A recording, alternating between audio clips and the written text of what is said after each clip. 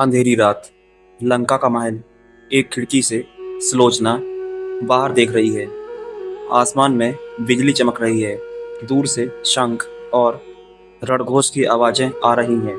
अचानक एक काला कौवा खिड़की पर आकर कांव कांव करता है और उसी पल महल के दीपक अपने आप बुझ जाते हैं। आज लंका के सबसे वीर योद्धा मेघनाद का नाम हमेशा के लिए इतिहास में अंकित होने वाला है और उसके साथ एक रानी का दिल भी जलकर राख हो जाएगा। मेघनाद की अंतिम लड़ाई का विस्तृत वर्णन कैसे वह ब्रह्मास्त्र, नागपाश और माया के जाल से युद्ध भूमि में राज कर रहा था।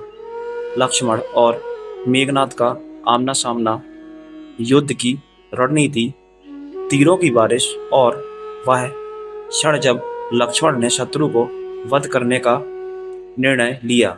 मेघनाद का आखिरी क्षण, उसकी आंखों में लंका, पत्नी और पिता की यादें। दूर महल में सुलोचना को अजीब अशुभ संकेत महसूस होना, महल की दीवारों में दरार की आवाज, बगीचे में खिलते फूलों का मुरझा जाना और कमरे का तापमान अचानक गिर जाना। युद्ध भूमि से एक घायल सैनिक महल तक पहुंचता है। उसके फटे वस्त्र, खून से सना चेहरा और कांपते होंठ। दोस्तों, वीडियो को अंत तक देखें और चैनल को सब्सक्राइब जरूर करें। हे देवी, महाराज अब नहीं रहे। सुलोचना के हाथ से सोने का दीपक गिरता है। उसका तेल जमीन पर फैल जाता है। महल की दासियों की सिसकियां और बाहर से आती युद्ध की ढोलक की धीमी होती आवाजें। सुलोचना बिना एक क्षण गवाए अपने गहने उतारती है, साधारण वस्त्र पहनती है और युद्ध भूमि की ओर चल पड़ती है। रास्ते में जलते हुए महलों, भागते सैनिकों और घायल राक्षसों का मंजर। एक घायल योद्धा उसे रोकने की कोशिश करता है, लेकिन उसकी आंखों में दृढ़ निश्चय है।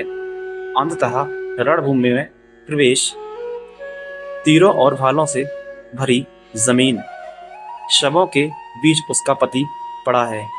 चेहरे पर वही वीर मुस्कान जो उसने शादी के दिन देखी थी।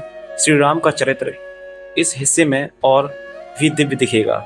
श्री राम सुलोचना के पास आते हैं और कहते हैं, देवी, आपका पति एक महान योद्धा था। वह धर्म के लिए लड़ा और धर्म के मार्ग पर ही चला। श्री राम उसे सुरक्षित अपने पिता के पास भेजने का प्रस्ताव रखते हैं, लेकिन सुलोचना का जवाब, राम, आप धर्म के मार्ग पर हैं और मैं अपने धर्म पर। मेरे लिए पति ही मेरा जीवन है। मैं उनका साथ परलोक में ही दूंगी। चिता की तैयारी, युद्ध भूमि के बीच लकड़ियों का ढेर, मेघनाद का शरीर और चारों ओर सन्नाटा। सुलोचना पति के सिर को अपनी गोद में रखती है, फिर धीरे से अग्नि में प्रवेश करती है। जैसी अग्नि की लपटें उठती हैं, आकाश में एक रहस्यमय प्रकाश फैल जाता है। कुछ कहते हैं यह इंद्रदेव का पुष्पवर्षा था। दोस्तों, कथा समाप्त होती है, लेकिन आप लोगों के लिए एक सवाल है, क्या सुलोचना का आत्मा आज भी लंका की राख में अपने पति की रक्षा कर रही है? दोस्तों, ऐसी सस्पेंस भरी कहानियों के लिए हमारे चैनल स्टोरी विद देव के साथ जुड़े रहें। धन्यवाद।